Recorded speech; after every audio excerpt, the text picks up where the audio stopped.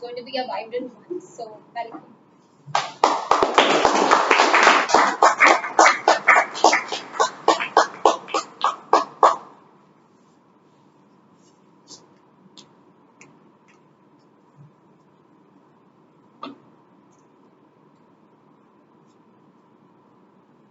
Underneath this class is something that has had a profound impact on my personality, which I'm going to reveal to you tonight.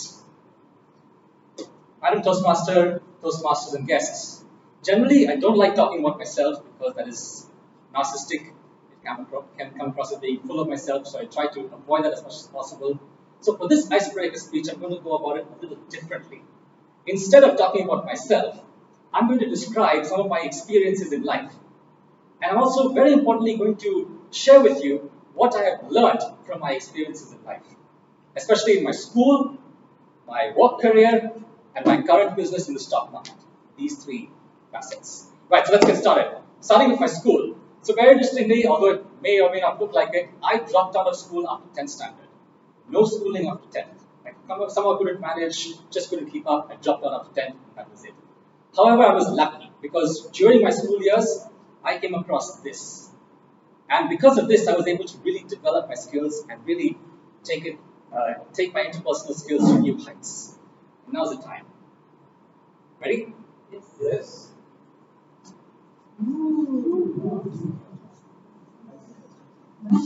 Cards.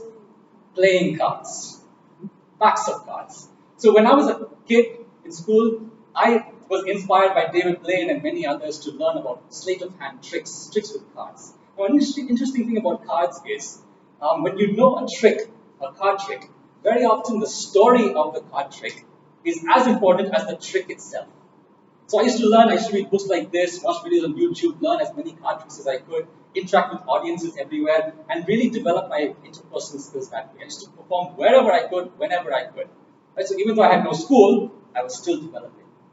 So that was how I really developed my personality. So then we got from school, from my formative years to my work career. So despite my lack of qualifications, I still managed to get a job in a BPO company as a voice and communication coach. Now, since it's a very audience-facing role, I had opportunities to present to a lot of people.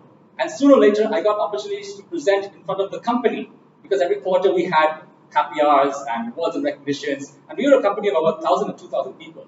So every now and then, I would present to a pretty large audience, and it was great exposure. I really enjoyed it. However, once the management found out that I had no qualifications, they themselves told me, "Sunny, you better quit because you're going to hit a ceiling very soon. Beyond this, you can't grow. You better quit, pursue your education, finish your education, and then either come back or figure it out from there." So we did that. We did a bit of soul searching. I eventually continued my education, completed my education in journalism. We figured it out together. So while in journalism, I studied a degree in journalism, I got a break in TV9, which is the local news channel. So I had a brief stint over there as a voiceover artist and a news reporter, which was a very good stint, although it was brief. And from there, I got a contact who got me a job in event management. Now, event management was, for me, like hitting the jackpot. Because when you're in event management, I had an opportunity to interact with so many top-level delegates, wine and dine in so many amazing hotels. And when I look back at my schooling career first, what strikes me is because of my relentless practice, practicing card tricks, I was able to develop skills. And modern psychology has revealed this to be as the 10,000 hour rule, which basically means if you have a skill that you are able to devote at least 10,000 hours to, you will become a master of that skill.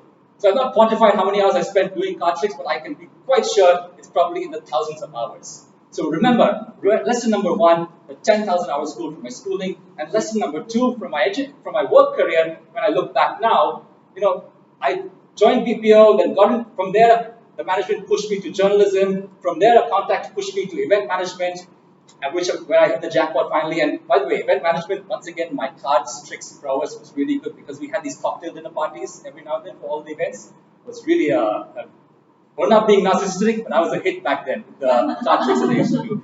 But the important thing over here is all of this happened because I had a support system and I had a network. I had senior figures pushing me through. The moral of my work career, if I were to summarize, is no matter how talented you are, you must have a support system and a network that can take you and progress you forward. Because nobody can achieve their personal and professional goals single-handedly.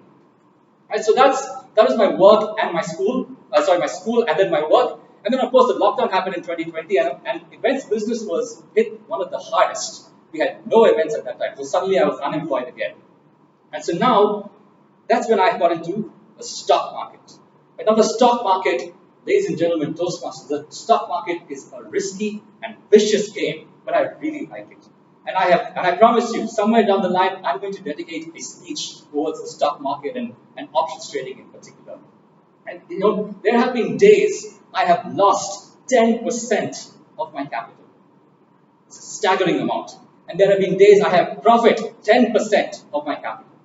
And so in all of this, slightly topic, but in all of this, if I were to crystallize one thing, you can never underestimate the importance of luck. The days I have made money, yes, maybe a bit of skill, but also a lot of luck. And the days I've lost money, it's a lot of bad luck.